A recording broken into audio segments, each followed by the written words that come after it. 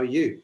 Very well, thank you. Very well. Good, good. You look well. You look actually, you've got good color considering, it's not really, good weather where you It are. really isn't. I have no idea how that's happened, but I'll take it. Go Thanks with it. very much. Go with it. It's working Whereabouts for are you, you. man? Where are you based? In Cape Town, I was just saying it's 35 degrees here. Oh, wow. I'm sorry for that. Um, No, that's okay. Enjoy it. but congratulations. I think, in the 10 minutes that we've got, I'd like to talk to you for longer than that. But in the 10 minutes that we do have, you are one of the most prolific, songwriters and recorders of albums that I've ever met in the 30 odd years that I've been doing Wow. this. So you're never shy of a song, that's for sure. No, that's very true. Yeah, this is my 13th record, which is quite weird to say, to be honest. But I've always just been really lucky, mate. I think because I can write anywhere that I am. I don't have to sort of set aside a chunk of time to go and write an album. It just happens. So whether I'm touring or got downtime or whatever it is, I'm always with my guitar and I'm always writing. And I think it's a really important thing just to keep on going, keep that plate spinning, because of course there have been times when I haven't written for a few months, and you just start to feel a little bit out of touch with it. So as much as I can, I try and write every day, actually. Is it hard sometimes? I mean, because it sounds like it comes to you, but when you decide that, okay, now I'm going to do it, sometimes it's not necessarily a natural thing to do. You have to kind of get back into it, like being writing fit, or in the same way that an athlete is. Very rarely. I mean, I think because I'm usually an album ahead of myself at all times, so I never feel that pressure of, oh goodness me, I need to get some songs from somewhere. It's been too long. I need an album. I've never been in that situation, which I'm very, very thankful for. So I've never had the panic. And the last thing I want to do is write a song when I'm not feeling like it. I just don't think it works like that. I think for me, I have to just be in the right headspace and sort of available to catch the magic. And this album in particular is, I don't want to call it a breakup album, but it kind of started out that way, didn't it? Yeah, and I mean, it is called Songs for the Drunk and Broken Hearted, so you'd be forgiven. Missed that, yes. Yeah, I mean, definitely that's a running theme throughout the records. I went through a breakup just before lockdown, so it's sort of the double whammy of the two was obviously a very difficult time, but a very rich time for songwriting. I think I'm not the first songwriter or artist to say that, in their most uncomfortable times, that's probably when they're discovering their best work, So yeah, it's been a really interesting journey, this one, because it was kind of, we thought we'd finished it early in 2020. It was meant to come out in May. Yeah. We held it back because of everything going on. And man, it's been such a lesson. I'm so glad I did, because just having that extra time, one thing, I wrote a load of new songs in lockdown. We ended up adding a few of them on. But just having time to live with it, the album, live with the songs, you just start to uncover certain things that you could do a bit better or aren't quite right. And having the time to go back into the studio and remedy all of that has taught me a big lesson. I think moving forward, I need to give myself a little bit more time. Still be prolific, still pump the albums out, but there's a line somewhere in the middle, which is a happy medium. Yeah, well, 14 albums in 13 years is, kind of, it's insane at best, but it does talk to, obviously, your skill and your ability to be able to do that. But, listening back to this album for as long as you did before it was released, was it difficult to do because of, obviously, the subject matter was so personal to you, or did you find yourself going through a kind of cathartic experience of, because they got to percolate, with you before you let them go? Yeah, it's a really interesting one, because I think now I listen back to the record, it was sort of, those songs were written over the course of 2 years, and it almost spans the sort of, still being in a relationship but not being sure, to the breakup and the aftermath.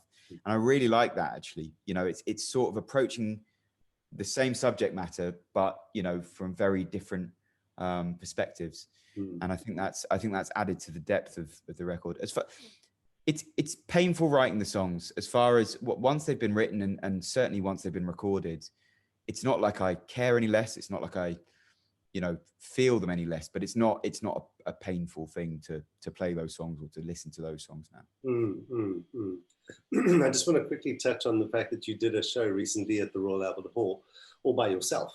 Which is a common theme in the world, as we know, unfortunately.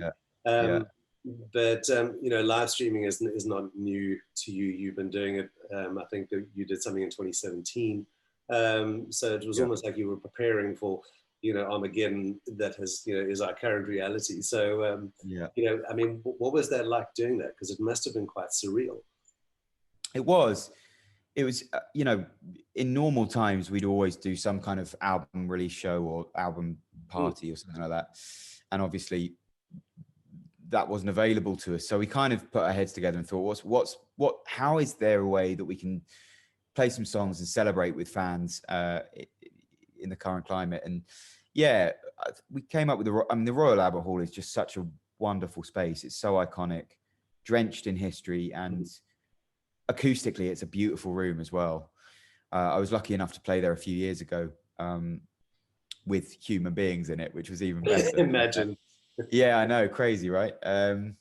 But yeah, I mean, it was obviously, you missed the energy of the crowd and all that kind of stuff. But I hadn't played a gig at that stage for 9-10 months, and just to go and stand in a room like that and belt out some songs for a day was pretty lovely. And yeah, we filmed it, and I'm really happy with how it came out. I think we're looking into how we can sort of distribute that at the moment. But yeah, it was a lovely thing to do, and yeah, as close to a gig as I've got to for a while. So I'll take it.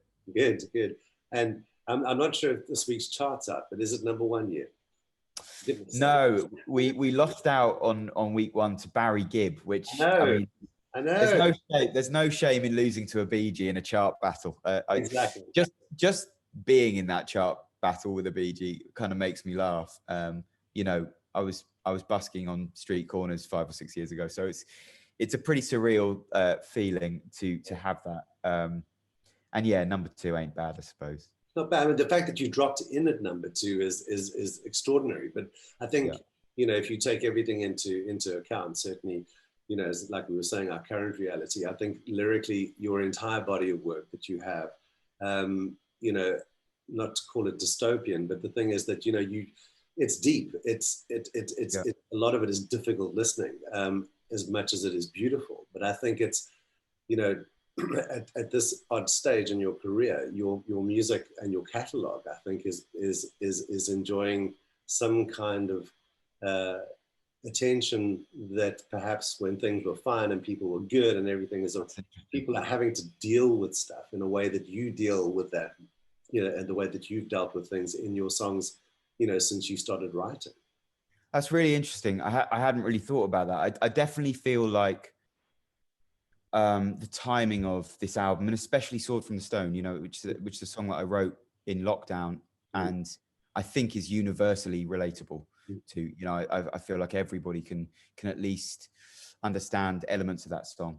Beautiful video, by the way. Thank you. But yeah, I mean, I hadn't really thought about it like that. I think, yes, you're probably right. In a time like this, in an unprecedented time like this, people are probably searching for meaning within music. Whereas when the world is in a more normal state, it's probably less prevalent and less necessary for some people. So yeah, it's a really, really interesting point that you've raised, and I hope you're right.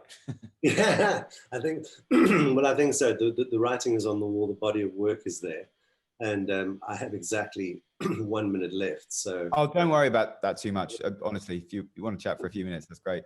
No, good.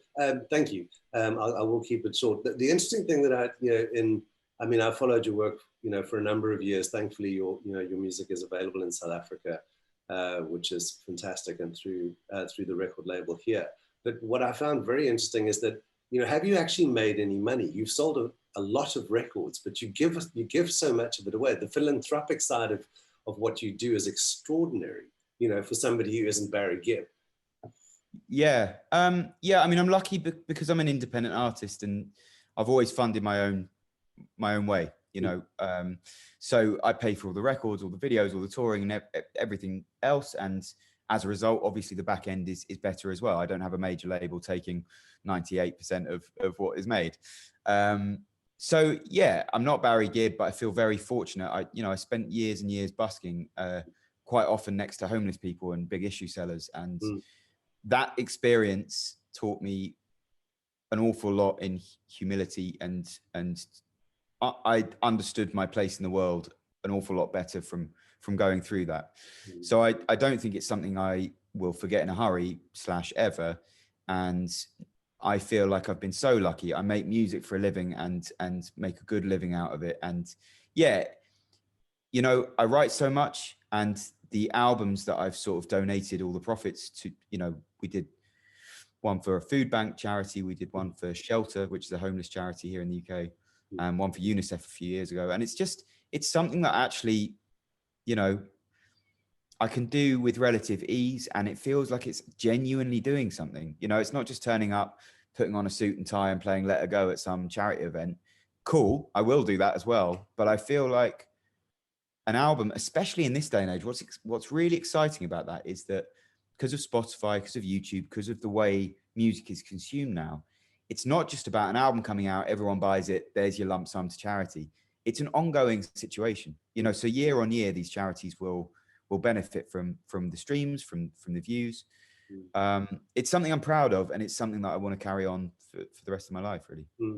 No, I mean, I think it's admirable, and I think there's the fact that you do it so freely is extraordinary, and I think that, again, that's another aspect of that resonates with your audience, because there's authenticity in the songs, but it runs through every single thing that you do. Yeah, I'm actually an arsehole. I just cover it up. Well, a drunken one at that, if you are. Yeah, exactly. So I'm going to let you go, because you are, certainly, very, very busy and very important. But I really, really appreciate the time, and thank you for the music.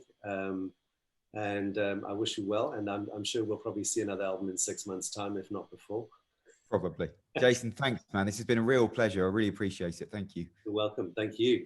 All right. I'll catch you soon. Have a good weekend, sir. Thank you, man. You too. Enjoy the weather.